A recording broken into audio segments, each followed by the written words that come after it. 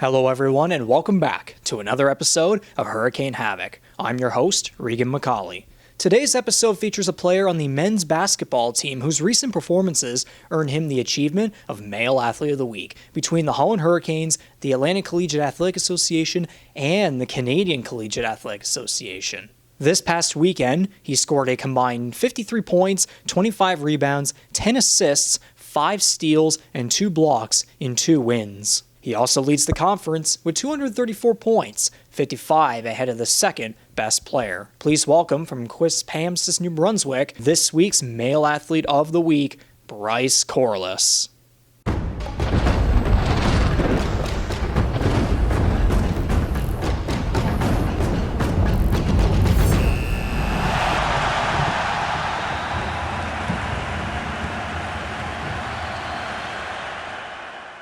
Hello folks and welcome back to another episode here on the Hurricane Havoc Show. I am your host Reegan MacAulay and here we are with none other than the first player to pop up on the show after we had Athletics Director Albert Roche come on last time. It is Bryce Corless, this week's Holland Hurricanes Athlete of the Week. Incredible performances over this past weekend with the men's basketball team claiming 2 wins in what were both some pretty heated and emotional games. So just we'll start with that and just talk about what it means to you and just to be recognized locally, regionally, and even nationally as well, and just what the overall weekend experience was like in your eyes and what you did to make it successful for yourself and the team.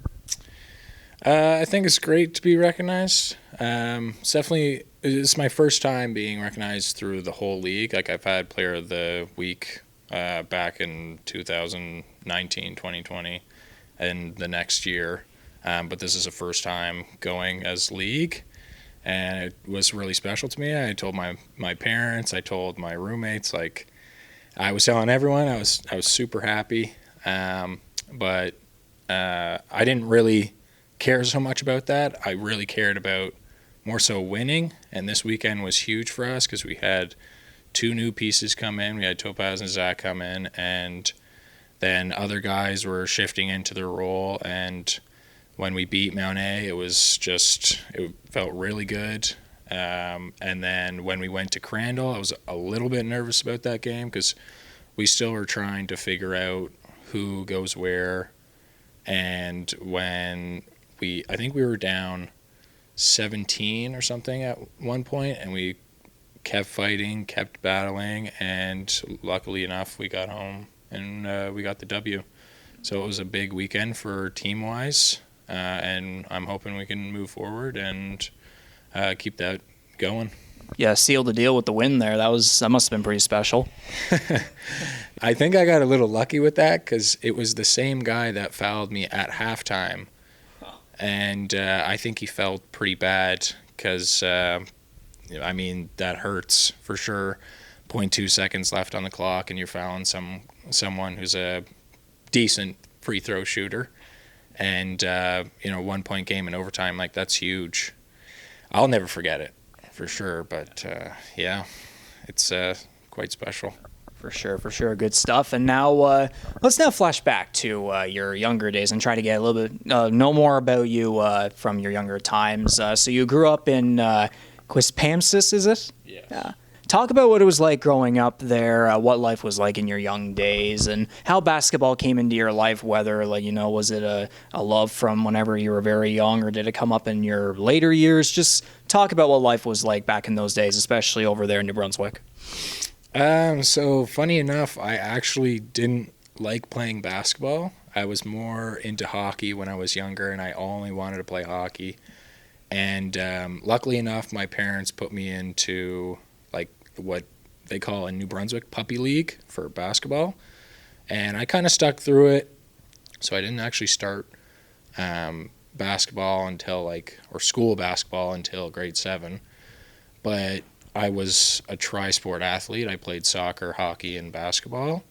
And when I hit high school, it was either hockey or basketball, and my dad kind of sat me down and was like, I honestly think you should choose basketball because you're a little bit better at it.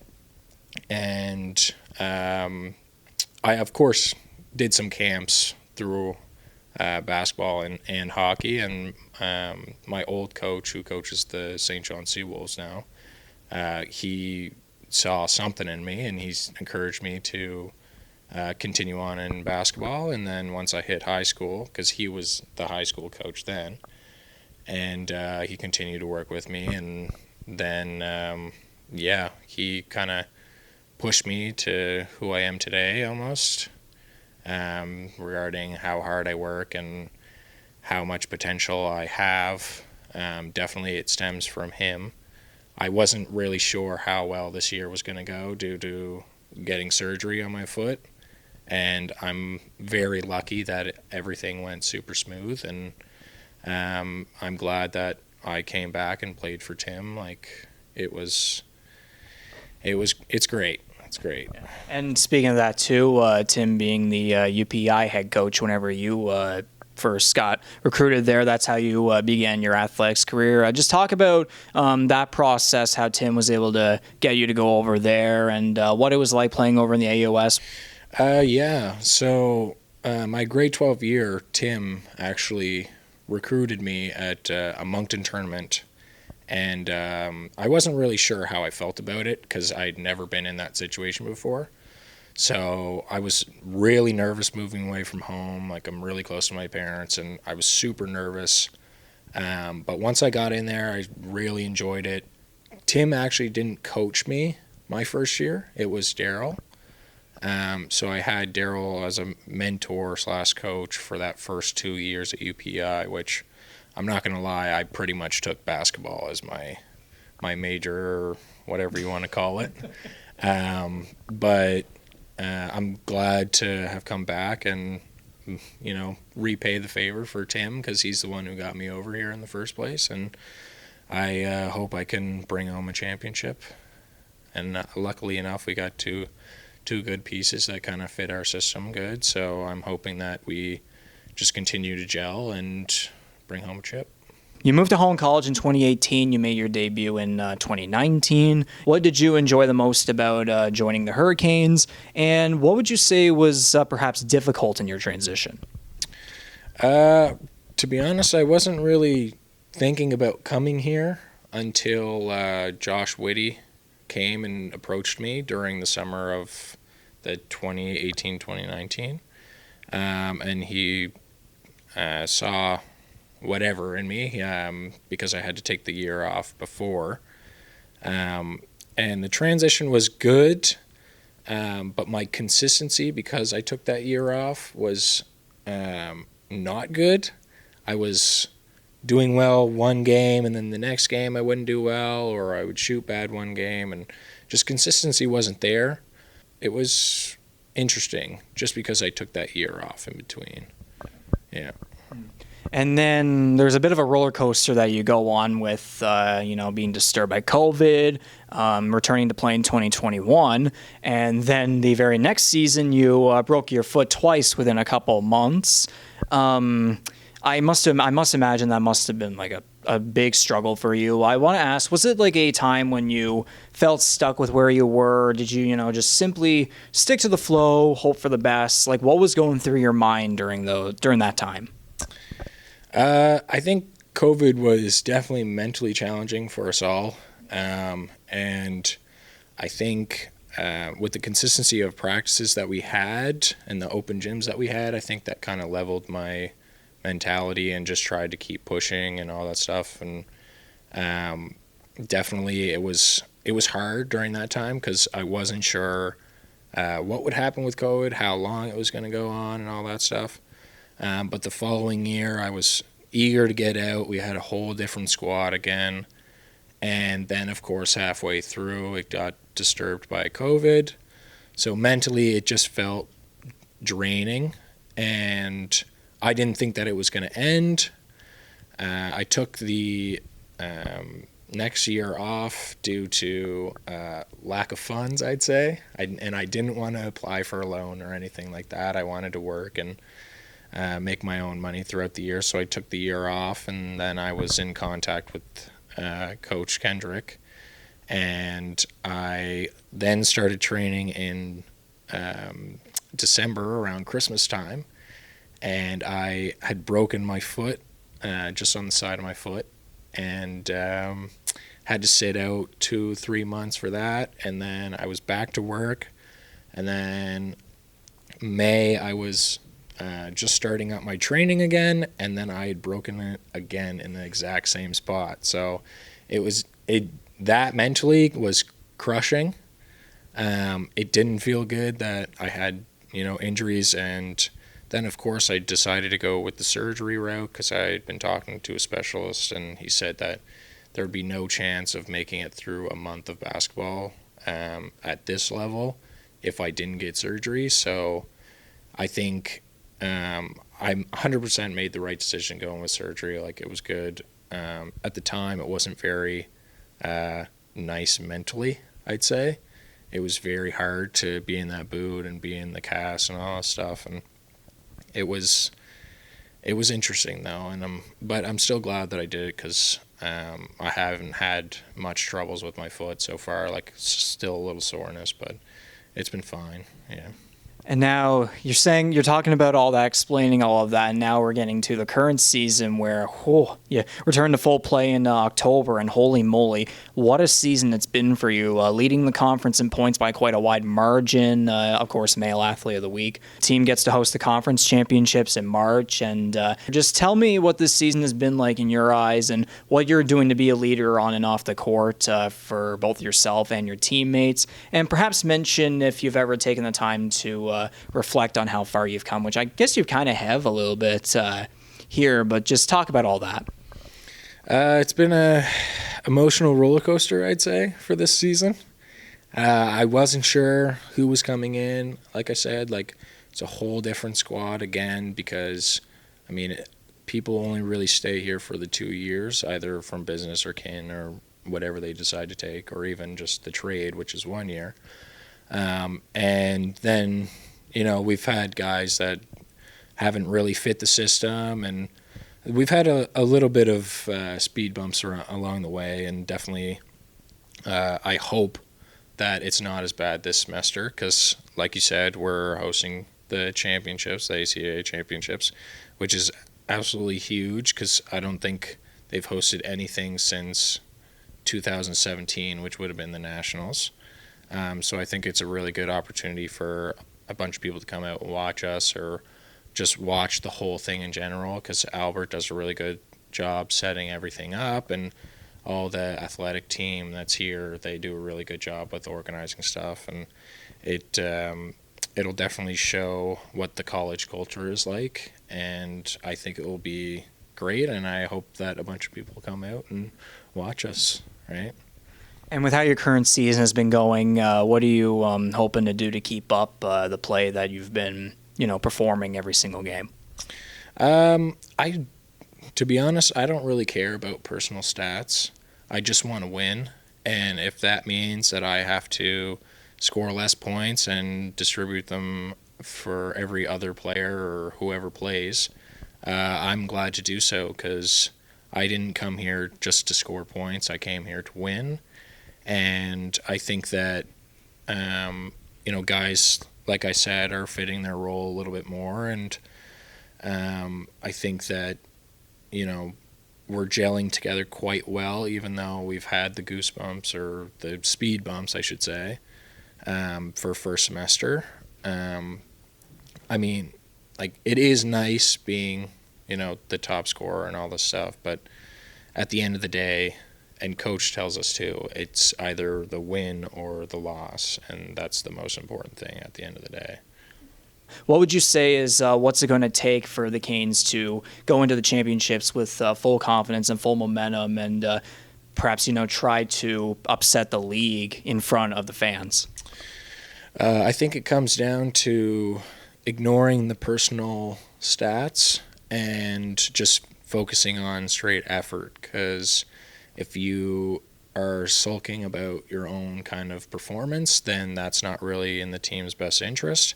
I think that you need to be dialed in on winning rather than actually scoring however many points you want that game. And I think that our effort is definitely there.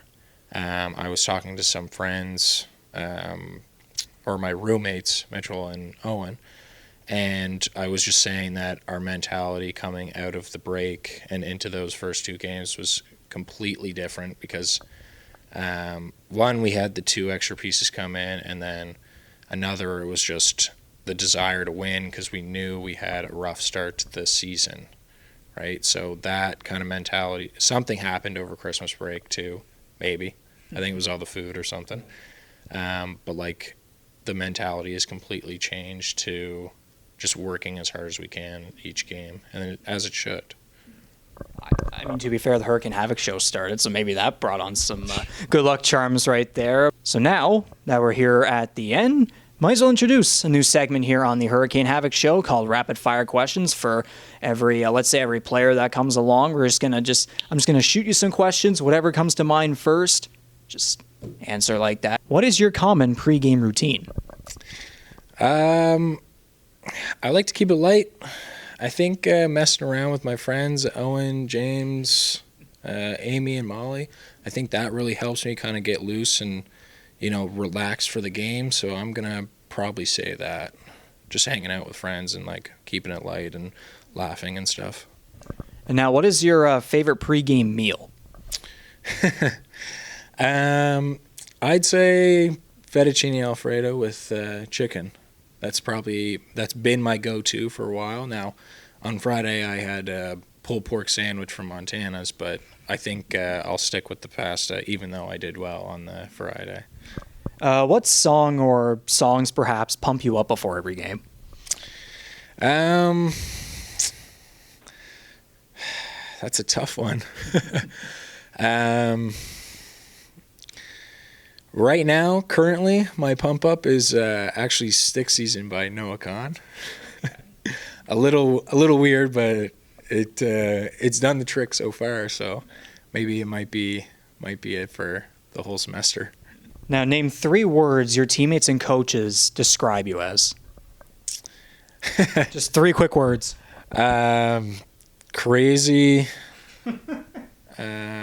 energetic, and determined, I guess, I'd say. That's fair, yeah. I'm not sure. What nickname do your teammates give you? I'd say probably Brycey. That's the only thing that you can really nickname that's the only nickname that can really come up for my name. Or just be my last name, Corless. But my buddies, they would call me by my gamer tag, which is Corless. So that's kind of my nickname, I guess. Who's the funniest player on the team? Probably James Mullet. And why would that be? Just the overall way he says a joke and just how he composes it and how he forms a joke. Everything about that kid is just so funny. Yeah. Second would be probably Owen. Yeah, Owen Parsons. And one final question. If you could say one thing, one quote, a motto, whatever it may be, to someone young who maybe aspired by you and look up to you, perhaps, someone who's interested in the sport or is just getting started, what would you say to them? Don't listen to the haters, I'd say. Just keep pushing, keep focusing on what you want to do, because you never know what's going to happen in the future. You just, as long as you stay determined and don't go half in, half out, you really got to make sure you work for it, and results don't come very quickly. So that's just something that you're going to have to, get in your brain of you got to work for it every single day, and just stay determined. And thus, that is all she is going to write, folks, here on the Hurricane Havoc Show for this episode, this interview with Bryce Corless of the Holland Hurricanes men's basketball team. Also this week's Male Athlete of the Week for the Hurricanes, the ACAA, and the CCAA. So, Bryce, obviously, congratulations on those achievements. Once again, best of luck the rest of the way, and thank you for taking the time to come on here and be the first player in history on the Hurricane Havoc Show. Thank you so much, and fear the storm. Yes, and championships as well. We can't be more excited for that, huh? Absolutely. I'm super excited. For sure, we all are. That's Hurricane Havoc with Bryce Corless. I'm your host, Reegan MacAulay, signing off. Remember to fear the storm and see you at the McMillan Centre this weekend.